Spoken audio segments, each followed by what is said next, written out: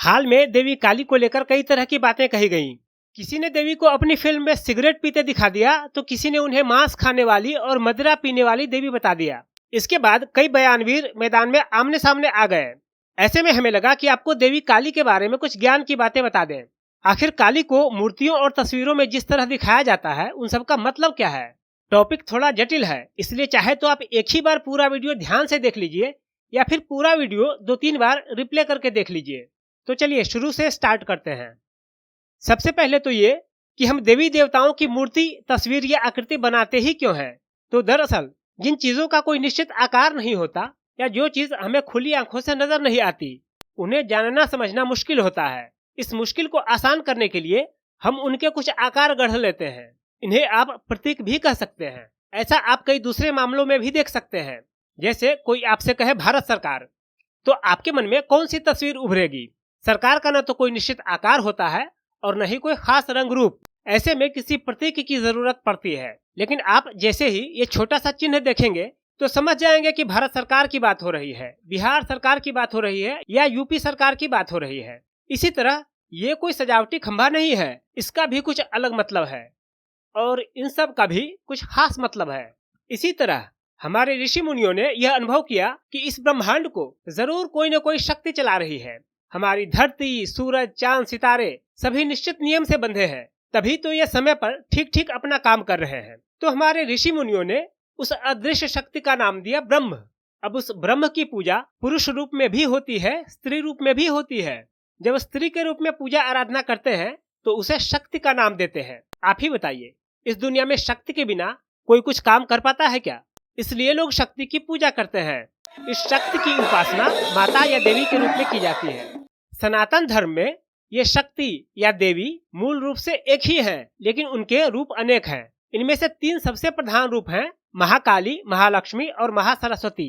यहीं पर एक बात और, इन शक्ति के उपासकों का जो संप्रदाय है वह शाक्त संप्रदाय कहलाता है। इस शाक्त संप्रदाय में जिन 10 प्रधान रूपों में ब्रह्म की उपासना होती है उन्हें महाविद्या कहते हैं और इन 10 महाविद्याओं की पहली विद्या है महाकाली। इन सबके नाम इस तरह हैं: काली, तारा, षोडशी सुंदरी, छिन्नमस्ता, बगला, कमला, मातंगी, भुवनेश्वरी, भैरवी और धूमावती। सीधे सीधे ये समझ लीजिए कि कोई देवी हो या देवता, अगर हम इनकी मूर्ति या आकृति गढ़कर उसे सामने रखकर उपासना करते हैं तो हमें इनका ध्यान करने में, उपासना करने में आसानी होती है। लेकिन कोई भी मूर्ति या तस्वीर किस आधार पर बनेगी, इसके लिए हमारे पूर्वजों ने कुछ सिद्धांत तय किए हैं। उन्हीं सिद्धांतों के आधार पर सनातन धर्म के प्रतीक बनाए गए हैं। तो चलिए अब इन महाकाली को किसी तस्वीर के जरिए समझते हैं कि आखिर उनके इस रूप का रहस्य क्या है। हम पहले ही बता दे रहे हैं कि ये सारी जानकारी सनातन धर्म के प्रतीक विद्या के आधार पर है। सबसे पहला सवाल, इनका नाम काली क्यों है? एक ग्रंथ है प्राणतोषिणी, इसमें एकदम सटीक जवाब है। इसमें देवी की स्तुति में कहा गया है कि काल को भी अपने में समेट लेने के कारण आप काली हैं। काल का भी आरंभ आपसे ही होता है, इसलिए आपका नाम आद्या काली है। आपका कोई भी आरंभ नहीं है, लेकिन सबका आरंभ आपसे ही होता है। अब देखते हैं कि देवी के काले रंग का रहस्य क्या है। हमारे ऋषि मुनियों की भाषा में गुण 3 बताए गए हैं, रज, सत्व और तम। जब देवी को संहार करने वाली के रूप में दिखाया जाता है तब इनका रूप तमोगुणी माना जाता है और इस तमोगुण का रंग काला माना गया है। इसी तरह रजोगुणी रूप में इन्हें लाल और सत्वगुणी रूप में श्वेत यानी सफेद दिखाया जाता है। कर्पूरादि स्तोत्र में ऐसा कहा गया है कि आकाश के समान होने के कारण शिव और शिवा का, माने महाकाल का और महाकाली का रंग रूप काला दिखाई पड़ता है। अब देखिए कि देवी की 4 भुजाओं का रहस्य क्या है। तो देवी की 4 भुजाएं चारों दिशाओं में फैली हुई शक्ति के प्रतीक हैं। देवी की किस भुजा में क्या है ये बताया गया है श्यामा रहस्य में। बाएं ऊपर वाले हाथ में खड्ग है और नीचे वाले हाथ में तुरंत कटा हुआ सिर है। दाएं ऊपर वाला हाथ अभय मुद्रा में है और नीचे वाला हाथ वरद मुद्रा में है।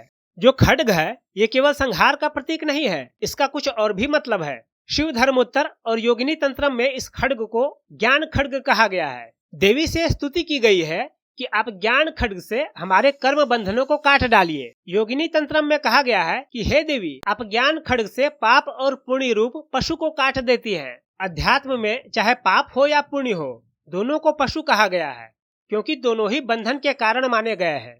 तुरंत कटा हुआ मस्तक अहंकार के नाश का प्रतीक है। मुंड से टपकता हुआ रक्त हर क्षण होने वाले सृष्टि का प्रतीक है। भक्तों के भय को दूर करने के लिए देवी की भुजा अभय मुद्रा में है और वरदान देने के लिए वर मुद्रा में है। गले में मुंडमाल किसका प्रतीक है ये देखिए।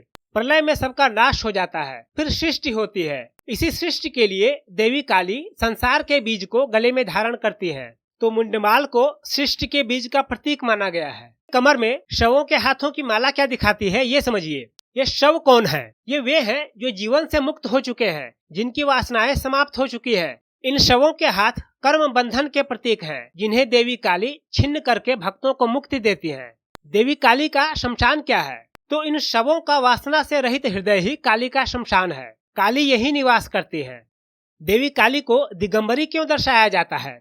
वास्तव में यह पूरा ब्रह्मांड ही महाकाली का आवरण है और दूर दूर तक फैला हुआ नीला आकाश इनके खुले और बिखरे बाल हैं। असंख्य तारे, ग्रह, नक्षत्र आदि से सजा हुआ आकाश उनका सजा हुआ विशाल केश मंडल है। एक और जटिल सवाल, देवी काली को शिव के ऊपर क्यों दिखाया जाता है? अध्यात्म में इसके कई तरह के जवाब मिलते हैं। भारतीय प्रतीक विद्या के अनुसार इसका एक जवाब इस तरह है। शिव के ऊपर काली को दिखाया जाना प्रतीकात्मक है। वास्तव में महाकाल और महाकाली अलग अलग नहीं, बल्कि एक ही तत्व के दो नाम हैं। इस मुद्रा में काली की प्रतिमा निष्क्रिय और सक्रिय ब्रह्म का प्रतीक है। देवी के जो 3 नेत्र हैं वे चंद्र, सूर्य और अग्नि के प्रतीक हैं। ये ज्ञान, इच्छा और क्रिया रूप माने गए हैं। अब सबसे जरूरी सवाल, देवी को किस चीज की बलि दी जाती है? महाकाल कृत कर्पूरादि स्तोत्र में देवी को बलि के लिए 6 तरह के पशुओं का विधान बताया गया है। वास्तव में ये 6 पशु मनुष्य के भीतर 6 सबसे बड़े दोष के प्रतीक हैं, जिनके बलि देने की बात की जा रही है। ये 6 दोष हैं काम, क्रोध, लोभ, मद, मोह और मात्सर्य। हमारे शास्त्रों में अज्ञान की बलि देकर ज्ञान पाने के लिए देवी की पूजा करने की बात कही गई है। हमारा वीडियो आपको कैसा लगा कमेंट करके बताइए। और इन सारे प्रतीकों का मतलब तो आप अच्छी तरह जानते हैं।